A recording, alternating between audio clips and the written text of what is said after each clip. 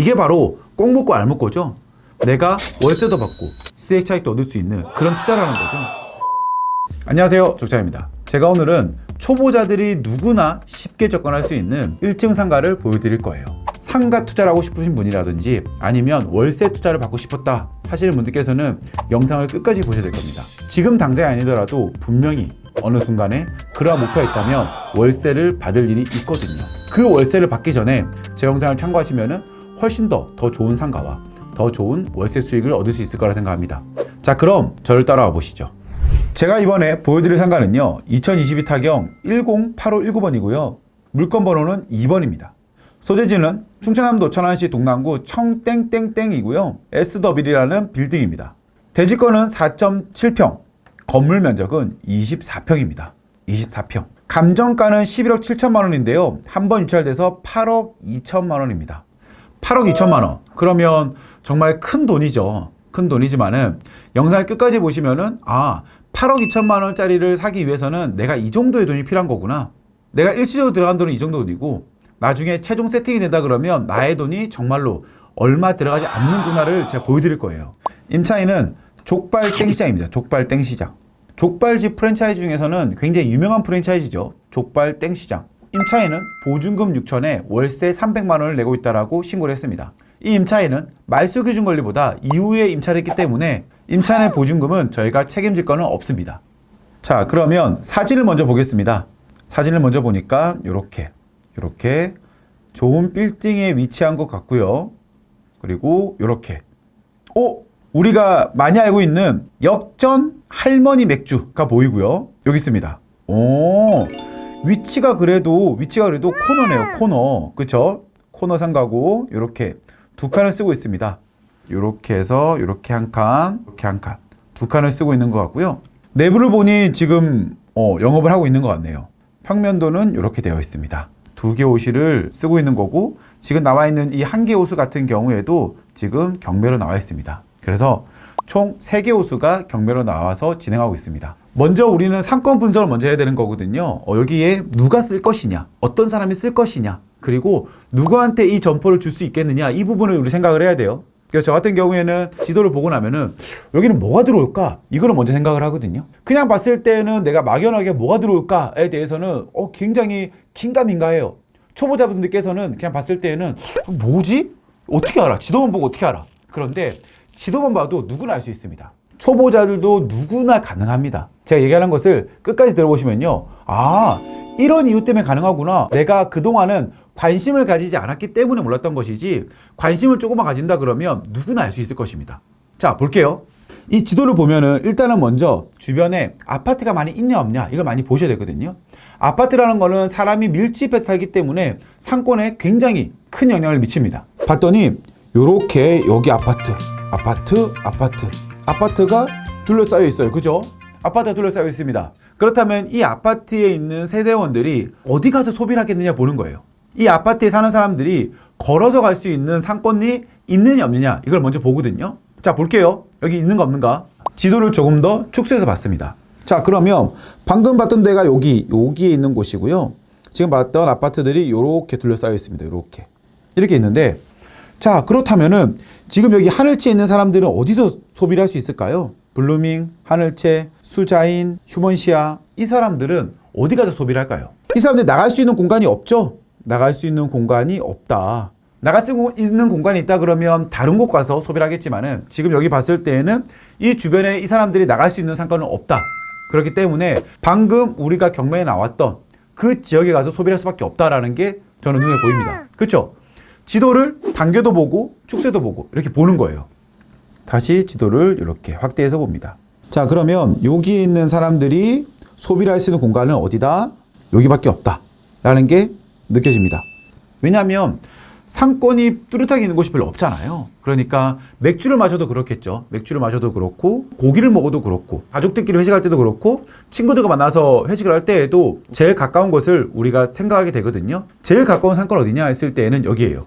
그런데다가 여기는 세무서, 검찰청, 법원이 있기 때문에 여기 법원에 종사하시는 분들, 검찰청에 종사하시는 분들, 그 다음에 세무서에 종사하시는 분들도 저녁 회식이라든지 누군가 만나서 미팅을 할 때에는 지금 회사 앞에 나와 있는 상권에 와서 소비를 할 확률이 굉장히 많다라는 게 느껴집니다. 그러면 우리가 섹터를 나누게 되면은 대로변이 있고 안에 있는 상권 이렇게 두 가지로 나눴다 봐요. 그럼 볼게요.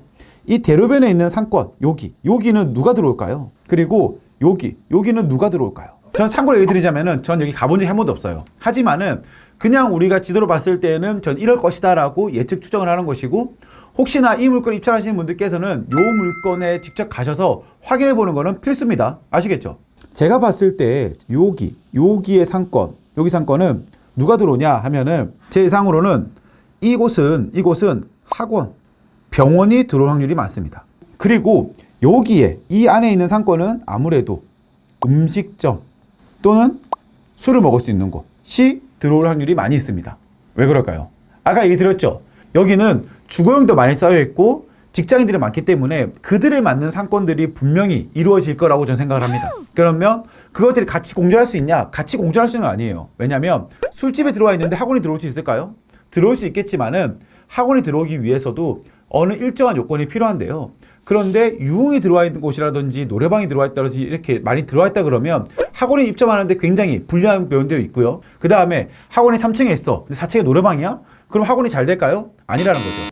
두 개 다 시너지 효과를 받을 수 없기 때문에 이 두 개는 분리해서 들어갑니다. 그렇기 때문에 그들은 그들끼리 모이고 그들은 그들끼리 모이는 거죠. 쉽게 말하면 학원, 병원끼리 모이는 것이고요. 유흥은 유흥끼리 모인다고 생각하시면 됩니다. 그게 기본적인 거예요. 기본적인 거. 상가를 접근할 때 우리가 상가를 매입을 할 때는 여기 뭐가 들어올까? 라는 것을 생각하는 거는 굉장히 기본적인 것이고 그게 어느 정도 그려져야지만이 우리는 상가 투자하는데 전혀 문제가 없습니다. 자, 그러면 우리가 먼저 상권에 대해서 알아봤어요. 그러면 아까 말씀드렸던 우리가 있었던 이 자리는 족발집으로 적당한가요? 적당하지 않나요? 족발집으로 나쁘지 않아요. 왜냐면 아까 이 앞으로는 아이들과 어머니들이 쓴다 그러면 지금 여기는 뭐가 쓰죠? 직장인들이 쓸 수 있다라는 거죠. 그렇기 때문에 직장인들이 소비를 하고 할 때에는 우리가 족발에 소주 한 잔, 족발에 맥주 한 잔 할 수 있잖아요. 그렇기 때문에 이 위치는 나쁘지 않다. 그리고 족발 땡시장 같은 경우에는 그래도 우리가 창업 비용이 꽤 많이 드는 업종 중에 하나거든요. 그렇기 때문에 아무나 들어오지 않을 거야 라는 생각도 있고요. 자, 그러면 족발집은 나쁘지 않다 하더라도 한 가지 생각할 것은 그러면 여기에 내가 8억 주고 사는 게 맞아? 라는 거예요. 그렇다면은 이 상가의 적정한 임대료가 얼마인지, 지금 가치가 얼마인지 요걸 봐야 될 거 아니에요. 중요한 거는 내가 프랜차이즈 임차인을 드리는 거 중요하지만 내가 결론적으로는 돈을 버는 게 굉장히 중요하잖아요. 자, 그럼 보겠습니다. 자, 해당 상가가 나온 게 여기잖아요. 여기인데 옆에 보니까 자리 좋은 일지 상가가 나왔습니다. 12평 12평에 220만 원 220만 원 나누기 12 하면은 평당 18만 원이에요. 18만 원.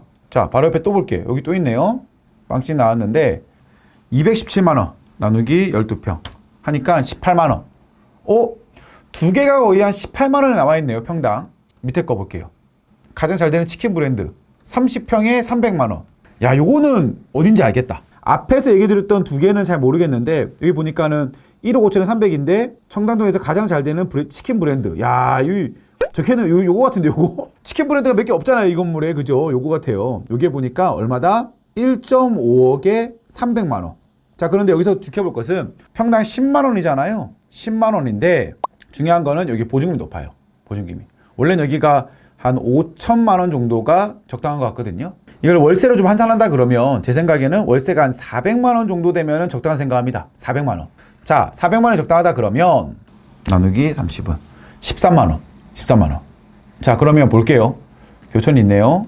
그 다음에 돌았더니 여기 있네. 자, 이 말은 무슨 말이죠? A와 B가 있다면 이 A 라인은 한 15에서 18만 원 정도 하는 것 같고요. 평당. 요 라인은 한 13에서 15 정도가 맞지 않나 생각합니다. 평당. 그러겠죠? 왜냐면 사람들이 동선을 따져보면은 요렇게 나와서 요렇게 가는 사람이 많을 것 같아요. 왜냐면 일로 더 빠지게 되면은 여기 길이 없거든요. 대부분 요렇게 와서 이렇게 가는 수요보다는, 왜냐면 여기는 크게 많이 없을 것 같거든요. 그러면 우리가 있을 때 요렇게 가서 요렇게 도는 수요가 훨씬 더 많을 것 같긴 해요. 자, 이렇게 되면은 우리 거의 다 정리가 된 겁니다.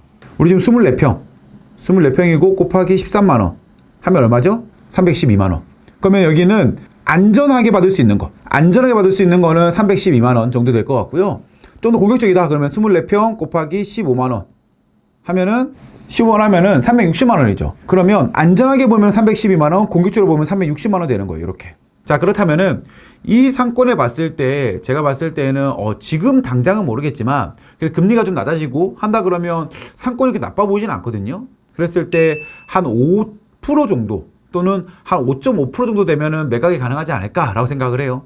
지금 당장 안 될 거예요. 이거를 지금 단타를 보고 할 거다 그러면 요거는 지금 당장은 정말 낮은 가격에 봐야 되거든요. 지금 6% 이상 봐야 되니까 그렇게는 매각이 안 될 것 같고, 요거는 내가 임대 수익을 가져가면서 좀 가지고 있다가 금리가 내려갔을 때 매각해야겠다라고 생각하면은 5에서 5.5% 정도 되면은 우리가 매각 가능하지 않을까라고 해서 두 가지 보여드릴게요. 5%와 5.5%. 5% 기준으로는 한 8억 정도 가능하지 않을까 생각합니다. 8억 정도. 5.5% 기준에는 7억 3천 정도에 매각 가능하지 않을까, 요 정도 가능할 거라 생각하긴 하거든요. 보증금을 더하게 되면은. 자, 그리고 우리가 조금은 공격적으로 봤어 라고 하면은, 자, 5% 기준과 5.5%의 기준인데요. 5% 기준은 9억 1천만 원 정도 될 것 같습니다. 5.5% 기준은 8억 3천이고, 월세 360만 원 기준으로 5%의 수익률을 매각한다 그러면 9.1억 원에 매각이 가능하다 그랬죠. 그러면 우리가 요거랑 대입해 보면은, 그쵸? 어떻게 되죠? 세이 차익이 9천만 원입니다. 야, 그런데 내가 8억 2천 투자해가지고 9천만 원 버는 게 맞아? 그럴 수 있잖아요. 그렇기 때문에 우리는 어떻게 하냐면은 레버리지 이용할 수 있죠. 레버리지. 제 생각에는 이 8억 2천에다 쳐받는다 그러면 신용에 큰 문제가 없는 한 90%까지 대출 나올 것 같거든요. 90%. 90% 나오면 어떻게 되죠? 약 한 7억 4천 정도의 대출이 나오고요. 대출이 나오고 나의 투자금은 약 한 8,200만 원 정도 들어갑니다. 그러면 7억 4천만 원에 대한 대출에 대한 이자는 약 한 310만 원 정도 될 것 같고요. 5% 기준으로. 자, 그럼 따져보면은 내가 지금 360만 원 받아가지고 310만 원 이자를 주고 나면은 나에게 남는 돈 얼마죠? 나에게 남는 돈은 50만 원. 그럼 내가 8,200만 원 투자해가지고 50만 원 받는 게 맞아? 라고 할 수 있긴 하잖아요. 그쵸? 맞아요. 근데 우리가 8,200만 원 투자해서는 아닐 수 있지만 예를 들어서 임차인에게 내가 보증을 받는다. 그러면 내가 들어가는 실투자금은요, 얼마냐면은 이 8,200만 원 마이너스 한 6천만 원 정도 받는다. 나의 실투자금은 2,200만 원 될 수 있습니다. 물론 플러스 취등록세는 나가긴 합니다. 근데 우리가 뭐 아파트 살 때도 얘기하지만은 이걸 치진 않죠. 어쨌든 이건 취득 비용이니까요. 그럼 정리를 하다 보면요, 내가 8.2억에 낙찰 받고 90% 대출을 받고 나서 하면은 한 달 이자가 310만 원 정도 나가는 것이고요. 우리가 월세는 360만 원이 들어옵니다. 이렇게 해서 한 달에 50만 원 정도의 수익이 생기는 것이고, 실투자금은 2,200만 원 정도 됩니다. 8,200만 원을 놓고 나서 50만 원 나와. 그러면 좀 별로일 수 있잖아요. 그런데 2,200만 원을 놓고 50만 원 나와. 그럼 또 잘할 수 있잖아요. 그쵸? 이렇게 되면은 2,200에 50만 원? 괜찮은데? 라고 될 수 있는 거예요. 물론 얘기 드렸지만 여기에 취등록세는 별도로 들어가긴 합니다. 그 다음에 내가 이렇게 2,200만 원 놓고 50만 원을 받다가 시간이 흐른 뒤에 9억 1천만 원에 매각을 한다면 우리는 약 5천만 원 정도의 시세차익이 발생할 수 있습니다. 이게 바로 꼭 먹고 알 먹고죠. 내가 월세도 받고 수익 차익도 얻을 수 있는 그런 투자라는 거죠. 많은 분들이 상가 투자 어렵다고 생각하지만은 저와 같이 이렇게 심플하게 접근하잖아요. 그럼 절대 어렵지 않아요. 보면은 제가 지금 계산식을 많이 하다 보니까 어렵다고 생각하지만요, 이것에 대한 원리를 알고 나면은 전혀 어렵지 않습니다. 제가 하는 거는 덧셈, 뺄셈, 나누기, 곱하기 이거밖에 없어요. 그 정도는 다들 할 수 있잖아요. 그것만 접목시키고 우리가 그냥 바라봤을 때 누가 여기를 사용할까에 대해서만 우리가 생각한다 그러면 상권 분석, 상가 투자 절대 어렵다고 생각하지 않습니다. 제가 그래서 이거를 많은 영상을 통해서 보여드리고 있고요. 혹시나 이게 어렵다고 생각하시는 분들께서는요, 제가 이번에 월세 초급반을 오픈했습니다. 제가 월세 초급반에서는 더 알기 쉽게 더 많이 풀어드릴 수 있는 그런 수업을 진행하고 있으니까요. 내가 정말 상가 투자를 제대로 보고 싶다, 그리고 정말 걸음마부터 단계별로 하나하나 배우고 싶다라고 하시는 분들께서는요, 원인베스트 홈페이지 가입하신 다음에 상가 투자반 신청하시면요, 저와 함께 상가를 완전히 뽀개버릴 수 있을 거라 생각합니다. 그래서 오늘은 제가 이렇게 상가 투자에 대해서 알려드렸고요. 영상이 좋았다 그러면 구독과 좋아요, 알림 설정 잊지 마시고요. 다음에 더 좋은 상가, 더 좋은 월세, 그리고 더 좋은 물건으로 여러분들을 찾아뵙도록 하겠습니다. 감사합니다.